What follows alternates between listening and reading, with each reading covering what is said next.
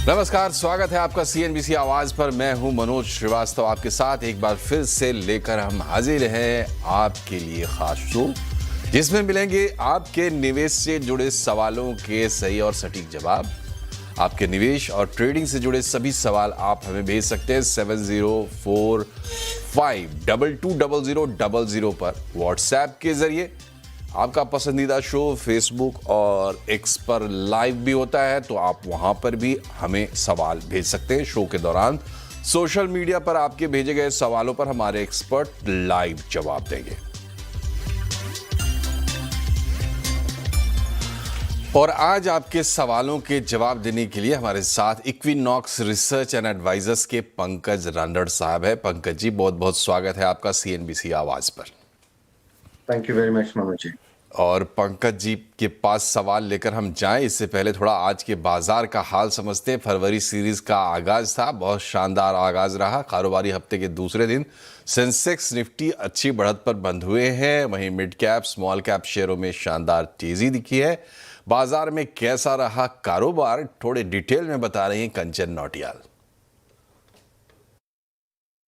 तो टेक्निकली हफ्ते का दूसरा कारोबारी दिन और शानदार गेन्स बाजार ने आज बंद होते होते दिखाए हैं। निफ्टी की बात करी जाए तो करीब करीब 200 अंकों की मजबूती देखने को मिली है। बैंकिंग शेयर्स में अच्छा खासा आज इजाफा देखने को मिला है। इनफैक्ट अगर बाकी के सेक्टर्स की भी बात करी जाए तो चमक वहां पे भी अच्छी खासी देखने को मिली है। देखिए, बैंकिंग में अच्छी खासी तेजी, फाइनेंशियल्स, इसके साथ ही साथ डिफेंस पैक देखिए आज करीबन 7% की तेजी के साथ बंद होता हुआ दिखाई दिया है। एनर्जी पैक में, ऑयल एंड गैस में भी अच्छी खासी शानदार तेजी देखने को मिली है। केवल 2 ही इंडेक्स ऐसे हैं जहां पे थोड़ा पेन था, वो है एफएमसीजी और साथ ही साथ फार्मास्यूटिकल। अब बात कर ली जाए कि स्टॉक स्पेसिफिक एक्शन कैसा रहा है। निफ्टी में बढ़ने वालों में बीईएल नंबर्स आए, नंबर शानदार नंबर्स के बाद एक बार तो ऐसा देखा गया था कि 10% का हमें एक अच्छा खासा जंप देखने को मिला था। ओएनजीसी, कोल इंडिया, इटर्नल, शानदार तेजी यहां पे देखी गई। लूजिंग पॉकेट की बात कर लेते हैं कि कहां पे गिरावट देखने को मिली है। टाटा कंज्यूमर प्रोडक्ट, देखिए नंबर्स अच्छे आए थे लेकिन थोड़ा सा मार्केट इसको लेके कंफ्यूज है। उसके बाद कोटक की रिपोर्ट भी आई है, वो भी थोड़ा सा वैल्यूएशन को लेके टेंशन में दिखाई दे रहे हैं। एशियन पेंट्स मैनेजमेंट की कमेंट्री थोड़ी सी बाजार को पसंद नहीं आई। ब्रोकरेज भी यहाँ पे काफी ज्यादा बेरिश है। मारुति सुजुकी नंबर्स के बाद यहाँ पे वापस से एक रिकवरी देखी गई है। और मैक्स हेल्थ केयर की बात करी जाए तो 2% का जंप की गिरावट यहाँ पे भी देखने को मिली है। अब बात करते हैं सेक्टर। देखिए, ऑयल एंड गैस में शानदार इजाफा, बिकॉज जो क्रूड का भाव है उसमें शानदार तेजी देखने को मिली थी, जिसके बाद हमें ऑयल इंडिया, ओएनजीसी, गेल जैसे काउंटर में एक शानदार इजाफा देखने को मिला। इसके अलावा भी काफी सारे बजिंग स्टॉक्स हैं जहां पे आज जो मोमेंटम है हमें देखने को मिला।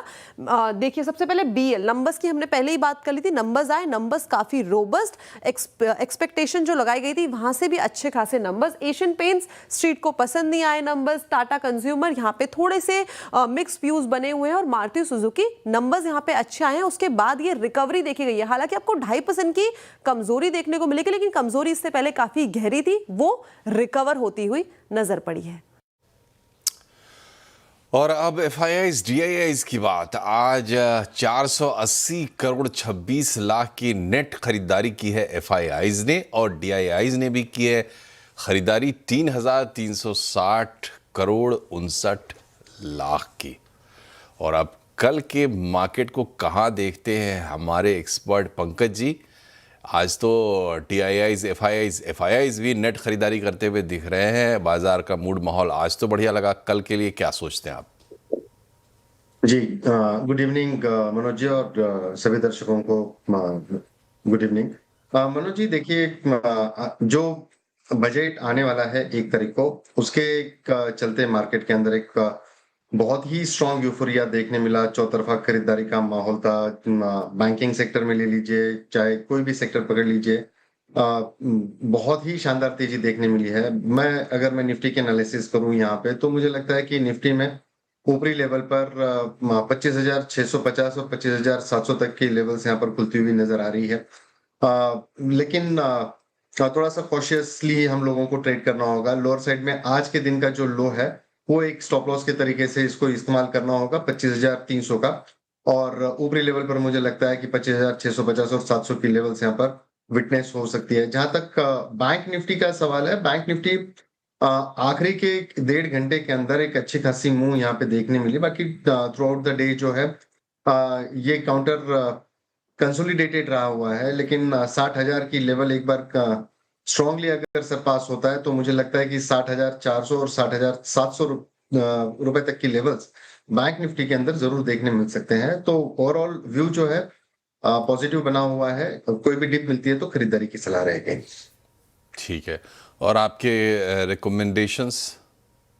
जी, 2 ट्रेड्स हैं, हालाँकि दोनों की दोनों बैंक साइड में है, मोमेंटम में स्टॉक्स है। इंडियन बैंक के फ्यूचर्स में खरीदारी की सलाह रहेगी। कप एंड हैंडल का एक बहुत शानदार पैटर्न यहाँ पे बना हुआ है, on the verge of breakout है। मैं थोड़ा प्रीएम्प्ट कर रहा हूँ। 902, 903 की रेंज अभी फिलहाल चल रही है। 905 के ऊपर बहुत स्ट्रॉन्ग ब्रेकआउट यहाँ पर नजर आ रहा है, तो खरीदारी की सलाह रहेगी। 891 रुपए का एक स्टॉप लॉस, 891 का स्टॉप लॉस यहाँ पे मेंटेन करना है। 920, 930 तक के टारगेट्स 1 से 2 ट्रेडिंग सेशंस के अंदर यहाँ पे विटनेस हो सकते हैं। दूसरा जो ट्रेड है मनोज जी, पूरा दिन सुर्खियों में रहा हुआ है। मुझे लगता है कि बाइंग मोमेंटम जो है यहाँ पे कंटिन्यू रहनी चाहिए। HAL हिंदुस्तान एरोनॉटिक्स में के फ्यूचर्स में खरीदारी की सलाह रहेगी। 4,640 इसके करंट भाव चल रहे हैं। यहाँ पे स्टॉप लॉस 4,580 का मेंटेन करना है। ऊपरी लेवल पर जो टारगेट मुझे नजर आ रहा है 4,720 तक के लेवल्स यहाँ पर देखने मिल सकते हैं मनोज जी। जी, तो कल के लिए भी रहिए आशान्वित। और अब लेते हैं हमारे व्यूअर्स के सवाल, उनके निवेश से जुड़ी क्वेरीज। गुरदीप सिंह साहब हैं पंजाब से हमारे साथ। गुरदीप सिंह जी, बहुत बहुत स्वागत है, पूछिए क्या सवाल है आपका। हाँ जी, नमस्कार जी सभी को। जी नमस्कार। सर मेरे पास विशाल मेगा मार्ट की 200 शेयर्स हैं 136 पर, और अभी तो ये नीचे है और मैं इसको एवरेज करना चाहता हूं, तो मुझे किस लेवल पे एवरेज करना चाहिए? ठीक है पंकज जी, एवरेज करना चाहते हैं, किस लेवल पे एवरेज करना चाहिए, सीधा सवाल ये है। जी देखिए, वॉल्यूम के कंसर्न से स्टॉक्स के अंदर, लेकिन काफी बढ़िया मोमेंटम यहाँ पे पिक हो सकता है। आज डेफिनेटली यहाँ पे गिरावट देखने मिली है। आज का जो लो है 117.35 का, सॉरी, तो मुझे लगता है कि 115 रुपए के आसपास ये कहीं बेस बनाना स्टार्ट कर देगा। 115, 118 की रेंज में इसमें खरीदारी की सलाह रहेगी, लेकिन स्टॉप लॉस जो है बहुत स्ट्रिक्टली मेंटेन करना होगा, जो कि 105 रुपए का होगा। ऊपरी लेवल पर मुझे लगता है कि 130, 140 रुपए तक के भाव देखने मिल सकते हैं। थोड़ा सा पेशेंटली होल्ड करने की सलाह रहेगी। जी, तो पेशेंटली होल्ड कीजिए, और एवरेजिंग करनी है तो 115, 118 के बीच में कीजिए, लेकिन 105 का स्टॉप लॉस बिल्कुल मत भूलिए। बढ़ते हैं आगे। आरबी रॉय साहब हैं पटना से। राय साहब, पूछिए क्या सवाल है आपका। सर नमस्कार, मैं रेगुलर व्यूअर हूँ सर CNBC आवाज का। जी धन्यवाद। तो मेरे पास जो है ITC का शेयर है, पिछले साल अप्रैल में लिया था। फर्स्ट लॉट उठाया था 419 के आसपास 200 का। उसके बाद जब डाउन होते गया तो मैं एवरेजिंग करके अभी मेरे पास होल्डिंग है 34 का। तो नंबर्स 534 है, तो लॉस काफी लॉस है। तो अभी लॉन्ग टर्म व्यू है, क्या करना चाहिए, आपका सजेशन? जी, तो ITC की बात हो रही है। एवरेज 400 का प्राइस इन्होंने बताया और एवरेजिंग भी की है। पंकज जी, ITC के बारे में क्या राय है आपकी? होल्ड तो करना चाहते हैं ये? जी, डेफिनेटली होल्ड कर सकते हैं। इंडस्ट्री का एक जो है प्रोमिनेंट स्टॉक है, होल्ड करने की सलाह रहेगी अगर आप लंबे अवधि के निवेशक है तो। बीच में जिस तरीके की न्यूज़ेस चलकर आई है, और उसके बाद में इस स्टॉक ने एक बहुत कांस्टेंट गिरावट यहाँ पर विटनेस करी है। 355 के नीचे स्टॉक लगातार गिरते आ रहा हुआ है। अभी जो है ये एक ओवरसोल्ड की जोन में, एक कैटेगरी में है यहाँ पे, और मुझे लगता है कि अगर आप यहाँ पे एवरेज करना चाहते हैं तो जरूर इसी लेवल के ऊपर आप इसको एवरेज करके चल सकते हैं। और भी डाउन साइड बहुत ज्यादा नहीं लगती है, लेकिन टू बी सेफर साइड मुझे लगता है कि 290 का एक स्टॉप लॉस मेंटेन करें। ऊपरी लेवल पर ये स्टॉक शॉर्टर टाइम फ्रेम के अंदर 350, 375 रुपए तक के टारगेट्स यहाँ पर देखने मिल सकते हैं। वैसे ये स्टॉक की जो तासीर है सर, ये थोड़ा स्लो चलता है, काफी मार्केट मूड के हिसाब से इसकी मूव्स नहीं होती है, तो ये बहुत पेशेंस टेक करता है, तो पेशेंटली होल्ड करने की सलाह रहेगी यहाँ पे। जी, ये स्टॉक खास है। बढ़ते हैं आगे। रामकृष्ण भट्टाचार्य साहब हैं कोलकाता से हमारे साथ। भट्टाचार्य साहब, क्या सवाल है आपका? नमस्ते जी। मैं एक्चुअली आपका CNBC आवाज की दीवार हूँ। मैं तो रेगुलरली आपका फॉलो अप करते हैं। जी जी, तो थैंक यू अभी सर। फिलहाल मेरे पास में तो काफी स्टॉक है, लेकिन अभी मैंने जो सवाल पूछे थे वो मतलब पीडीलाइट मेरे पास में 500 है और अराउंड एवरेज 1500 और गॉडफ्रे फिलिप्स 60 है, वो मैंने लिया था 3257 से। ओके। तो उसका तो अभी तो बहुत नीचे आ गया है, करीब 2000 के शायद नीचे आ गया होगा। तो अभी क्या करें इसकी? पीडीलाइट इंडस्ट्रीज, जी जी, शॉर्ट टर्म में शॉर्ट टर्म में ठीक है। पीडीलाइट इंडस्ट्रीज और गॉडफ्री फिलिप्स, पंकज जी। जी, पीडीलाइट के अंदर बिल्कुल कोई चिंता वाली बात नहीं है। चार्ट स्ट्रक्चर काफी अच्छा लग रहा है। वॉल्यूम की एक्टिविटी बहुत ही शानदार यहाँ पर देखने मिल रही है। होल्ड करने की सलाह रहेगी। मार्केट ग्रेजुअली ग्रो होगा तब ये स्टॉक्स के अंदर भी दोबारा चहल पहल देखनी शुरू हो जाएगी। कोई बड़ी गिरावट इसके अंदर अभी तक विटनेस नहीं हुई है, तो मुझे लगता है कि यहाँ से आगे जिस तरीके के RSI में डाइवर्जन यहाँ पे देखने मिल रहा है और की मूविंग एवरेजेस के करीब ये स्टॉक आते हुए नजर आ रहा है, तो मुझे लग रहा है कि यहाँ से आगे बाइंग मोमेंटम जो है इसके अंदर कंटिन्यू होनी चाहिए। होल्ड करने की सलाह रहेगी। शॉर्टर टाइम फ्रेम में 1560 रुपए तक के टारगेट्स यहाँ पर देखने मिल सकते हैं। और दूसरा जो ट्रेड इन्होंने कहा कि गॉडफ्रे फिलिप का काउंटर, देखिए स्प्लिट के बाद में काउंटर इतना जबरदस्त चला नहीं है और कॉन्स्टेंटली 200 डेमा के नीचे ये काउंटर पिछले 3-4 हफ्तों से ट्रेड करते हुए नजर आ रहा है। जो टोबैको को लेकर जो न्यूज चल रही थी उसका एक बड़ा वल्नरेबल काउंटर ये साबित हुआ है, लेकिन बेसिक काफी एग्रेसिव इसकी मूवमेंट्स होती है। अगर ये स्टॉक टूटा है तो फंडामेंटली काफी स्ट्रॉन्ग मोमेंटम के साथ में ये बाउंस हो सकता है। मुझे लगता है बड़ी गिरावट अगर यहाँ से कहीं देखने मिलती है 1800-1900 की रेंज तक, तो डेफिनेटली इसको खरीदारी की सलाह रहेगी। बेचना नहीं है, होल्ड करके चले। इसके अंदर के भाव जो है आपको बिल्कुल देखने मिल सकते हैं, बशर्ते इसके अंदर 6 से 8 महीने का व्यू रखिए। जी, तो दोनों में होल्ड करने की सलाह है। अगला कॉल पानीपत से लेते हैं। जेपी पिट्टनवाल साहब हैं। पिट्टनवाल साहब, पूछिए, क्या सवाल है आपका? मैं पानीपत हरियाणा से बोल रहा हूँ, जयप्रकाश। जी जी। मेरा IRB इंफ्रा के ऊपर क्वेश्चन है। 2000 शेयर है और इनकी एवरेज प्राइस है 45 रुपीज। तो शॉर्ट व्यू है 5 से 6 महीने का। क्या करना चाहिए मुझे? 5-6 महीने का व्यू है तो क्या करना चाहिए, पंकज जी? जी देखिए, इसने एक बेस बनाया हुआ है 39.25 के आसपास, लेकिन उसके पहले की जो एक लेवल यहाँ पे नजर आ रही है 38 रुपए 60 पैसे के करीब करीब। तो मैं चाहूंगा यहाँ पे 38 रुपए 50 पैसे का जो एक स्टैंडर्ड स्टॉप लॉस मेंटेन करे। ऊपरी लेवल पर मुझे लगता है ये स्टॉक 45 और 48 की लेवल पर आ सकता है। 45 रुपए 50 पैसे के ऊपर ये स्टॉक एक अच्छा ब्रेकआउट देने की स्थिति में आ जाएगा, जो कि 200 डे में इसका एक क्लोजली वो अप्रोच होने की जगह रहेगी। यहाँ पे एक बार 45 की लेवल अगर वीकली टाइम फ्रेम के ऊपर क्रॉस होती है तो एक बड़ी मूव यहाँ से एंटिसिपेट हो सकती है और 52 रुपीज तक के भी भाव यहाँ पे देखने मिल सकते हैं। होल्ड करने की सलाह।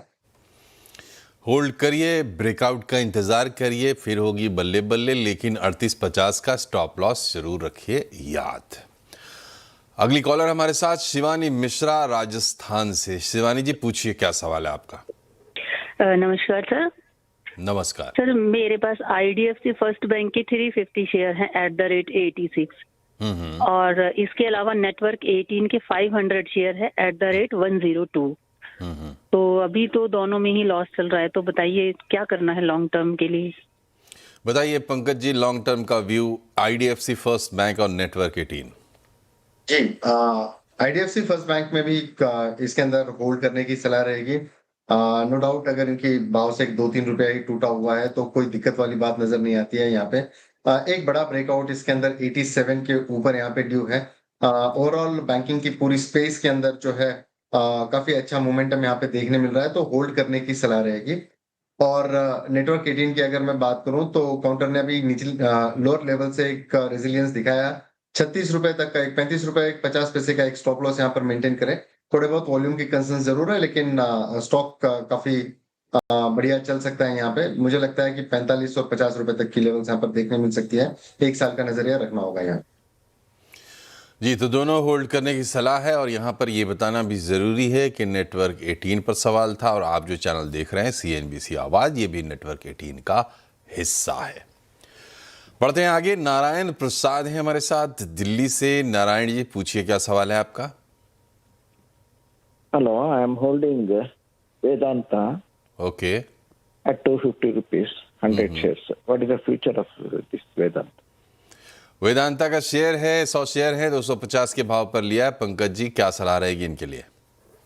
देखिए, बहुत ही बढ़िया मोमेंटम में है। पूरी स्पेस जो मेटल की जो पूरी स्पेस है उसके अंदर भी बहुत स्ट्रॉन्ग बाइंग इंटरेस्ट जनरेट होते हुए हमने पिछले कुछ दिनों से देखे हैं। और जिस हिसाब से पूरे मेटल्स में रैली हो रही है, VDL उससे छूटा नहीं है। बहुत ही स्ट्रॉन्ग मोमेंटम में काउंटर है। मुझे लगता है कि इन्होंने जिस रेट पर खरीदा हुआ है, अब समय है यहाँ पे कि एक 700 रुपए का एक स्टॉप लॉस यहाँ पर जो है वो मेंटेन करे, जो कि ट्रेलिंग स्टॉप लॉस होगा। तो at any point in time जो है वो नुकसान में नहीं रहेंगे।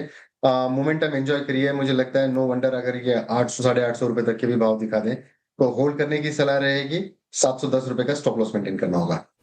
710 याद रखिए स्टॉप लॉस। बाकी तो आप अच्छे पैसे बना चुके हैं और भी बनाने वाले हैं। दिनेश जी है हमारे साथ फोन लाइन पर। दिनेश जी, बताइए, क्या सवाल है आपका? हेलो जी, पूछिए सवाल। जी सर, मेरे पास में मैच्योर माइक्रो फिनकोर है और इसके मैंने परचेज किया था 240 पे और मेरे पास में 151 शेयर हैं। 151 शेयर्स किसके हैं? Muthoot micro Fincorp. Okay, Muthoot micro Fincorp. जी ठीक है, सवाल क्या है आपका? 1.5 साल हो गए मेरे को वेट करते हुए, काफी लॉस में अभी मैं हूँ, तो इसको होल्ड करूँ और या फिर सेल करूँ? कितने पे लिया था? मैंने 240 पे लिया था। 240 पे लिया था पंकज जी। काफी समय से होल्ड कर रहे हैं, इंतजार कर रहे हैं। ऐसे निवेशक को सही सवाल सही जवाब बहुत जरूरी है। क्या सलाह रहेगी आपकी? देखिए सर, 2024 मिड के इनके रेट्स हैं और उसके बाद में ये रेट्स कभी इनको देखने नहीं मिले। अभी फिलहाल 180 के आसपास ये काउंटर ट्रेड करते हुए नजर आ रहा है। मुझे लगता है कि ये बेहद कंसोलिडेटेड फेज में है पिछले मैं कहूँ अगर 3 से 4 महीनों में, और वो रेंज के बाहर नहीं जा रहा है। ऊपरी लेवल पर मुझे लगता है कि जब तक ये 200 पार नहीं करेगा, बड़ी मूव्स आना थोड़ा सा मुश्किल लग रहा है। अगर आप यहाँ पे स्टॉप लॉस 167 का मेंटेन करके चलो तो ठीक है, कोई नया एडिशन करने की सलाह नहीं रहेगी। लेकिन यस, होल्ड करके चल सकते हैं 167 के स्टॉप लॉस के साथ में। 200 के ऊपर ये स्टॉक जाएगा तो मुझे लगता है कि एक बड़ी तेजी हो सकती है। तो वहां पे आप 200 के ऊपर जो है वो एवरेज कर सकते हैं यहाँ पे। जी, तो थोड़ा ट्रिकी है मामला। स्टॉप लॉस के साथ आप बने रह सकते हैं इस इंतजार में कि 200 के ऊपर निकलेगा स्टॉक, तब फिर आपका गेम शुरू होगा। यहाँ हम रुकते एक छोटे से ब्रेक के लिए। ब्रेक के बाद वापस आएंगे तो कुछ और क्वेरीज लेंगे। गेस्ट हमारे साथ बने हुए हैं, आप भी बने रहिए। ब्रेक के बाद एक बार फिर से आपका स्वागत है CNBC आवाज पर। हम अपने व्यूवर्स की क्वेरीज आंसर कर रहे हैं, निवेश से जुड़ी हुई, स्टॉक से जुड़ी हुई, और हमारे साथ पंकज रांदड़ साहब हैं। अगला सवाल हम लेंगे। उमेश श्रीवास्तव साहब मध्य प्रदेश से हैं। उमेश जी, पूछिए, क्या सवाल है आपका?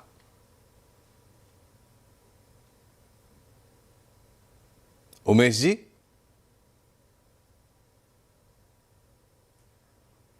फोन डिस्कनेक्ट हो गया लगता है, तो इनका सवाल हम ले लेते हैं। जियो फाइनेंशियल से जुड़ा सवाल है। इनके पास 10,000 शेयर्स हैं, 294 के भाव पर लिया है। पंकज जी, क्या सलाह रहेगी?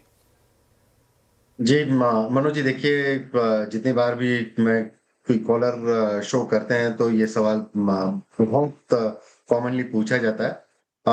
ये ऊपरी लेवल से ये स्टॉक गिरा जरूर है, लेकिन घबराने वाला कोई कारण नहीं है यहाँ पे। मुझे लगता है कि इसका जो होराइजन होना चाहिए वो 4 से 5 साल का होना चाहिए। नो वंडर अगर ये 4 फिगर्स में भी अगर स्टॉक दिख जाए तो कोई ताज्जुब वाली बात नहीं होगी।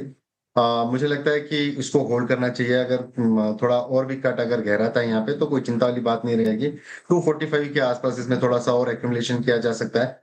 और मुझे लगता है कि 4 से 5 साल का होराइजन रख के चले, इसके अंदर 800 से 1000 रुपए तक के भाव देखने मिलेंगे। चलिए, तो हमारा समय भी पूरा हो गया है और पंकज जी का डिस्क्लेमर लें इससे पहले हम आपको बता दें कि जियो फाइनेंशियल हम डिस्कस कर रहे थे, ये भी CNBC आवाज़ जिस फैमिली का पार्ट है, जिस ग्रुप का पार्ट है, उसी ग्रुप का पार्ट जियो फाइनेंशियल्स भी है। और अब चलने से पहले पंकज जी, आपका कोई डिस्क्लेमर, कोई डिस्क्लोजर? जी, जो भी राय मैंने दी है वो मेरी अपनी राय है। अगर कोई भी मेरी राय से प्रभावित होकर कोई ट्रेड लेता है तो अपने वित्तीय सलाहकार से जरूर जानकारी ले। जितने भी शेयर्स के ऊपर अभी मैंने अपनी राय रखी है, मेरी कोई पर्सनल पोजीशन उसमें होल्ड नहीं है। Thank you. बहुत बहुत शुक्रिया आपका पंकज जी, और कार्यक्रम में फिलहाल इतना ही। नमस्कार।